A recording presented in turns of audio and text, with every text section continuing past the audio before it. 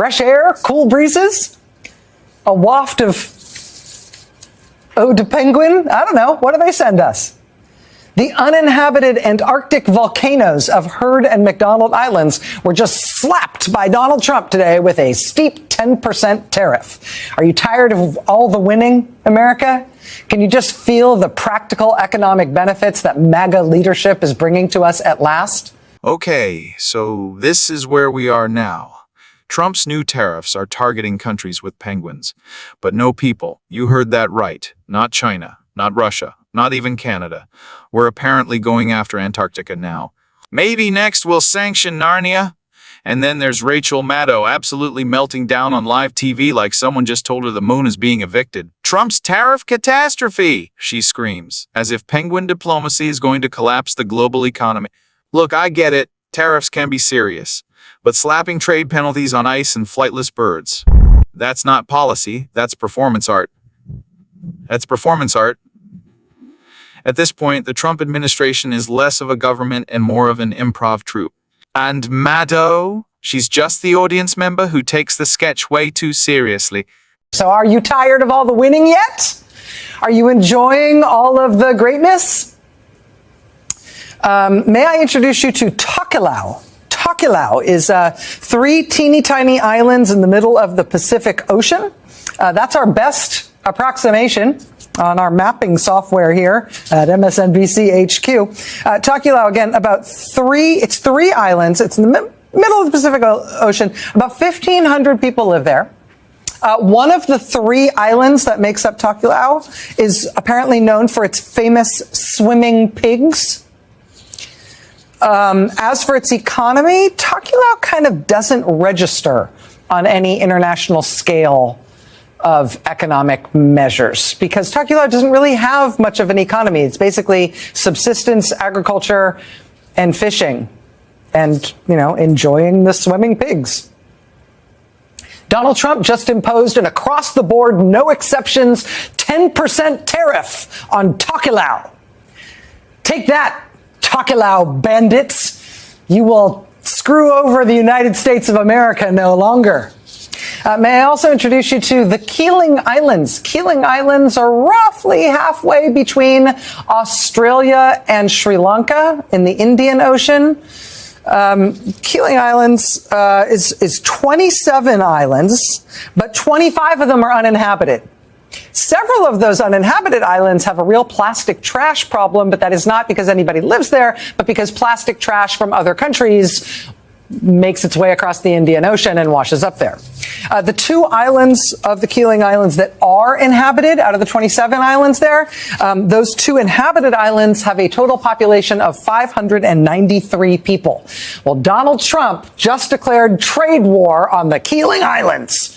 All 593 Keeling Islanders will now be hit with an American government 10% tariff that will apply to, anything they might ever want to export here to us. Make it here, Keeling Islands, if you're going to make it. May I introduce you to Jan Mayen Island. It is a volcano, a volcanic island mostly covered in glaciers, hundreds of miles from anything else in the Arctic Ocean. Jan Mayen, I think that's how you say it. It does have an airstrip, but nobody lives there. Population 0 humans, many polar bears. That said, rest assured, we the American people are now protected from the predatory economic piracy of that uninhabited island. Thanks to our genius strongman ruler who has put the American government to work, Donald Trump has just slapped a 10% tariff on Jan Mayen Island, just in case anyone ever moves up there and tries to screw us over with their Jan Mayen Island underpriced exports and stuff. On the other end of the world, there's Heard, H-E-A-R-D, Heard Island, and also McDonald Island. They're in Antarctica. They are only reachable by boat, and it takes 2 weeks by sea to get there from Australia. Heard and, what's the other one? McDonald Island, sorry. Heard and McDonald Island, I know I don't have to apologize. I'm not offending anybody. They're totally uninhabited. both of them. They're also active volcanoes. So even if you wanted to move there, even the penguins might caution you, right? But they're active volcanoes, one on each island, on both Heard and McDonald Islands. I will say those volcanoes and the penguins and seals who live there, they will never menace the American economy again as they have in the past by flooding us with their cheap exports of what, like fresh air, cool breezes, a waft of eau de penguin? I don't know. What do they send us? The uninhabited Antarctic volcanoes of Heard and McDonald Islands were just slapped by Donald Trump today with a steep 10% tariff. Are you tired of all the winning, America? Can you just feel the practical economic benefits that MAGA leadership is bringing to us at last? Isn't it a relief? Agence France Presse picked up on another one of these as well. This is super genius.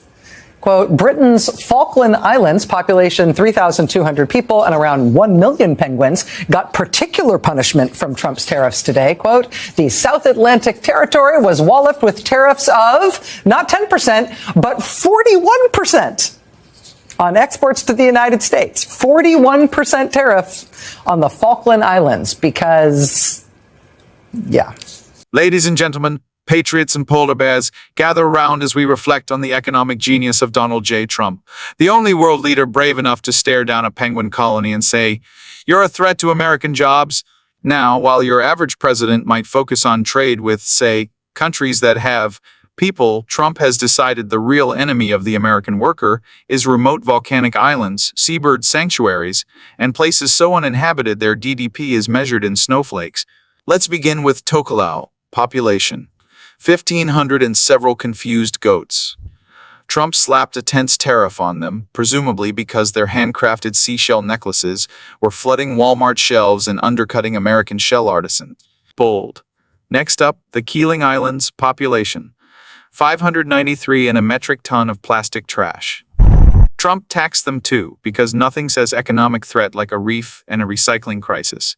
Then we have Jan Mayen, a volcanic spit of Arctic rock with 0 people, just a couple of polar bears and maybe a science station running Windows 95. But hey, you never know when a polar bear might start exporting discount fish oil and tank the NASDAQ. Better safe than sorry, right? And don't forget the Heard and McDonald Islands, uninhabited except for some lava, penguins, and a few startled researchers who now owe back tariffs on their peanut butter. It's not about who lives there. It's about sending a message, a hot, molten message, MAGA style. But the crown jewel of Trump's global tax safari, the Falkland Islands, population 3,200 humans, 1 million penguins. And now, thanks to a 41 Trump tariff, those penguins are finally paying their fair share. No more waddling away from accountability.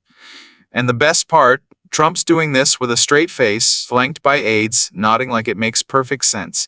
Meanwhile, somewhere in the South Atlantic, a puffin just got sanctioned. This isn't just foreign policy. It's a Dr. Seuss's sequel written by Alex Jones. It's The Art of the Seal.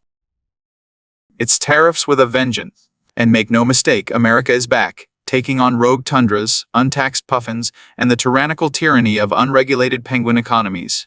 So here's to Donald Trump, the only man who looked at a map, pointed at a glacier, and thought, this is why Michigan's struggling. God, this is why Michigan's struggling. And good luck, Antarctica. Financial markets close at 4 p.m. Eastern time, and he didn't want to see that reaction in real time. After the markets close, there's no active trading on the American stock markets, right? But people trade in futures that indicate essentially what they think the markets are going to do when they open up tomorrow. This is the lead right now at CNBC.com explaining how that's going. Quote, U.S. stock futures cratered as President Donald Trump unveiled sweeping tariffs of at least 10% and even higher for some countries, raising the risks of a global trade war that hits the already sputtering U.S. economy. Futures tied to the Dow Jones Industrial Average lost 1,069 points, or 2.5%. S&P 500 futures dropped 3.6%. NASDAQ 100 futures lost 4.5%. Yeah, are you tired of all the winning? Did you vote for the rich guy because you thought he'd be good with money? Gather round for the economic magic show of the century, starring Donald J. Trump, business mogul, golf course philosopher, and now proud architect of Tariff Jenga, Global Collapse Edition. This week, in yet another midnight masterpiece, Trump announced sweeping new tariffs after the financial markets closed. Why? Because nothing screams stable leadership like hiding economic grenades until Wall Street is asleep. It's the geopolitical equivalent of flushing fireworks down the toilet and hoping the plumber doesn't notice until Monday. And the result? Stock futures plummeted like a Trump nef. Investors woke up to find the global economy in a chokehold, and Trump grinning like he just put China in time. Out with a gold-plated time paddle. But let's be fair, this isn't just policy. This is performance art. It's Trump, the tariff maestro, conducting a symphony of chaos with one hand and tweeting about it with the other. Who needs boring old diplomacy when you can launch a trade war between dessert courses at Mar? All Lego? Economists? They're having aneurysms in real time. Global markets shivering like a chihuahua in a snowstorm. And Trump, he's thrilled because in Trump world, plummeting futures just means the fake news is panicking, which means he's doing something very right. It's almost impressive. Most presidents try to avoid triggering global economic panic. Trump? He does it like he's trying to beat his high score. Announcing tariffs after hours isn't dodging market reaction. It's waiting until the babysitter falls asleep so you can set the kitchen on fire with a bottle rocket and a microwave pizza. And let's not forget the branding. These aren't just tariffs. They're MAGA tariffs designed to bring back American jobs by enraging every major trading partner and slapping a price hike on your next blender. It's like saving the family farm by setting fire to every tractor within 500 miles.